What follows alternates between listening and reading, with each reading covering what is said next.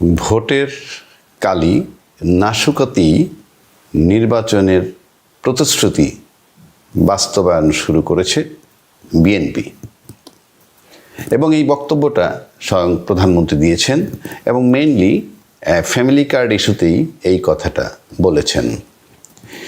উনি প্রতিশ্রুতি দিয়েছেন ফ্যামিলি কার্ড দিবেন প্রত্যেককে এবং এসপি সাহেবের ওয়াইফ কিংবা সচিব সাহেবের ওয়াইফ, বড় বড় ব্যবসায়ীর ওয়াইফ সবাইকেই দিবেন রাফলি 4 কোটি ফ্যামিলি কার্ডের চিন্তা ভাবনা ওনার মাথায় আছে।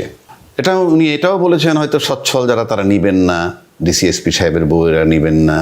ভালো কথা, নিবেন না এটাই বা বলেন কেন? কারণ আমরা জানি আমি মাস শেষে যদি 2,500 টাকা পাই কিংবা সেই সমমানের সেই সমমূল্যের খাদ্য সামগ্রী পাই, নেব না কেন? অবশ্যই নিব। ঠিক আছে, তারপর যদি কেউ না নেয়, না নেবেন, সেটা বড় কথা নয়। বড় কথা হচ্ছে যে ফ্যামিলি কার্ড বাস্তবায়ন প্রসঙ্গে 2,500 টাকা যদি পার পরিবার লাগে এবং 4 কোটি কার্ডের জন্য লাগবে মাসে 10,000 কোটি, বৎসরে লাগবে 1,20,000 কোটি টাকা, যেটা আমাদের রাফলি আমাদের বাজেটের বাৎসরিক বাজেটের 6-এর 1 অংশ। একটা বিরাট অঙ্ক। এই টাকাটা কোথা থেকে আসবে সেই সঠিক ব্যাখ্যা নাই, তবে প্রশ্ন এখানে অবান্তর এই কারণে এগুলো আসবে আমাদের জাতীয় রাজস্ব থেকে, আর জাতীয় রাজস্ব মানেই আমাদের টাকা। এই যে আমরা আমাদের টাকা থেকে এই টাকাটা দেয়া হবে, কিন্তু কৃতিত্ব হবে বিএনপি সরকারের তথা ফাইনালি ব্যক্তি তারেক রহমান সাহেবের, অর্থাৎ আমাদের প্রধানমন্ত্রীর। এখন স্বাভাবিক প্রশ্ন আসে যে এটা কতখানি যৌক্তিক বা এটা নিয়ে আমরা বিকল্প চিন্তা করতে পারি কি না। এই প্রক্রিয়ায় যদি আমরা শুধু টাকা দিই তাহলে কি হবে টাকাটা? এটা অনেকটা রিলিফ দেওয়ার মতো, নাম্বার 1। নাম্বার 2 হচ্ছে আলটিমেটলি এই কার্ডগুলো ডিস্ট্রিবিউট করতে হবে দলীয় লোকের মাধ্যমে। আমরা অতীত রেকর্ড দেখেছি যে রিলিফের খাদ্য সামগ্রীও দলের মাধ্যমে বন্টন করতে গেলে আলটিমেটলি লোকাল এলাকার যে দলীয় নেতা বা কর্মী, ঠিক তাদের মধ্যে এটা বন্টন হয়, অন্য কোথাও হয় না। এটা মুখে যে যতই বলুক ওগুলোতে আমাদের কিচ্ছু আসা যায় না। এই কারণে আমরা নিজের চোখে সেগুলো দেখি। সে কারণে বলছি এটা আমি খারাপ অর্থে নিচ্ছি না, কিন্তু আমি বিকল্প প্রস্তাব দিচ্ছি, সেটা কতখানি গ্রহণযোগ্য হতে পারে সেটাই হলো আজকের ভাবনার বিষয়। এখন যদি আমরা 1 লক্ষ কার্ডের চিন্তা করি, 1 লক্ষ কার্ডে আসবে 2,500 টাকা করে দিলে 2.5 কোটি টাকা। এই 2.5 কোটি টাকা আমরা 1 লক্ষ পরিবারকে দিয়ে দিলাম। দিন শেষে কী হবে? তারা দান খয়রাত নিল, খাওয়া দাওয়ার পর শেষ, এবং তারা যেখানে আছে সেখানেই কিঞ্চিত সচ্ছলতা তাদের হবে। কিন্তু বিকল্প চিন্তা যদি আমি করি এবং এইভাবে যদি টাকাটা বন্টন হয় কার্ডের মাধ্যমে, আমার দেশে কর্মসংস্থান হবে না, বেকারত্ব দূর হবে না, শুধু আমি মাস শেষে টাকা পাবো এবং খাবো আর সরকারের প্রশংসা করব। বাট সেটা হবে না আলটিমেটলি, কারণ আমি বারবার বলছি দলীয় লোকের মধ্যে ডিস্ট্রিবিউট করলে আপনার দলের লোকের ভিতরেই এটা সীমাবদ্ধ থাকবে এবং তারা সেই টাকাটাকে এনজয় করবে।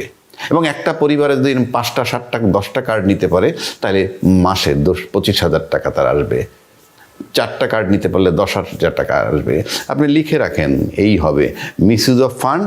এবং সাধারণ লোকের উপরে যখন যাবেন বর্তাবে এবং সাধারণ লোকের উপরে দেখা যাবে এটার জন্য ট্যাক্স, ভ্যাট এগুলো বৃদ্ধি করবেন, আপনার রাজনৈতিকভাবে আপনার বদনাম হবে এবং কাজের কাজ কিছুই হবে না, বেকারের জায়গায় বেকার থাকবে। কিন্তু বদনাম হবে এই রাষ্ট্রের টাকা ভিন্ন প্রক্রিয়ায় দলের মধ্যে বন্টন হয়েছে। আমি যদি বিকল্প চিন্তা করি তাহলে কি হতে পারে? মাত্র 1 লক্ষ পরিবারের কার্ড যদি 2,500 করে ধরি তাহলে 2.5 কোটি টাকা হয়।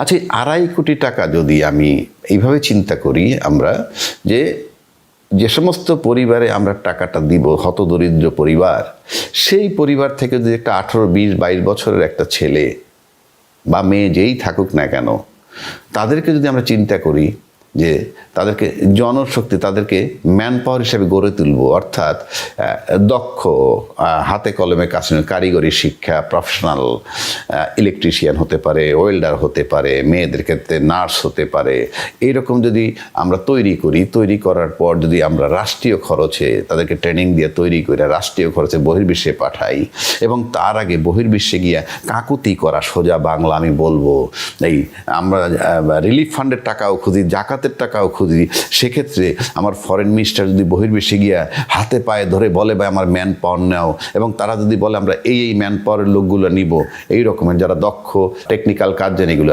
সেই মোতাবেক যদি আমরা তাদেরকে ট্রেনিং দেওয়াই দিতে পারি এবং তাদের পিছনে যদি আমরা 2.5 লক্ষ টাকা করে, মানে অর্থাৎ যাতায়াত সহ এবং ট্রেনিং সহ যদি 2.5 লাখ টাকা খরচ করি, তাহলে 2.5 কোটি টাকা আমরা 100 লোক বাইরে পাঠাইতে পারি।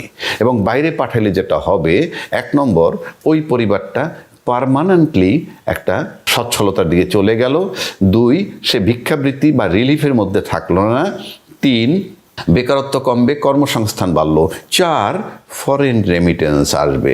এবং সেক্ষেত্রে এদেরকে শর্ত দেওয়া যেতে পারে এই রকম যে তোমাদেরকে রাষ্ট্রীয় খরচে পাঠাবো, কিন্তু তোমরা তোমাদের আয়ের থেকে পর্যায়ক্রমে এটা 2 বছরের ইনস্টলমেন্ট হতে পারে, 3 বছরের হতে পারে, যেভাবেই হোক না কেন এটা ইনস্টলমেন্টের মাধ্যমে সরকার আবার টাকাটা ফেরত নেবে। বিষয়টা যদি ভালো করে ভাবেন, আমার কাছে মনে হয় অনেক সুন্দর একটা বিষয়।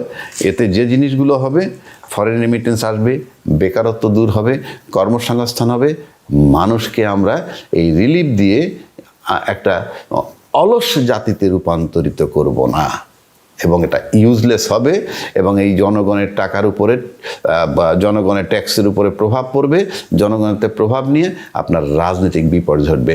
বিষয়টা ভেবে দেখবেন, এক্ষুনি ছুঁড়ে ফেলবেন না, মানুষের মতামতগুলোকে গুরুত্ব দেন। এটা ভালো চিন্তা, সুস্থ চিন্তার কথা বলছি। ফ্যামিলি কার্ড দেওয়া কোনোভাবেই, এই 2.5 টাকা করে দেওয়া কোনোভাবেই সুচিন্তা নয়। বিষয়গুলা ভেবে দেখবেন মাননীয় প্রধানমন্ত্রী। আমি সবার পক্ষে বলছি, আমরা এটা আশা করছি যে আপনার সুনজর চাই আমাদের এই বক্তব্যের প্রতি।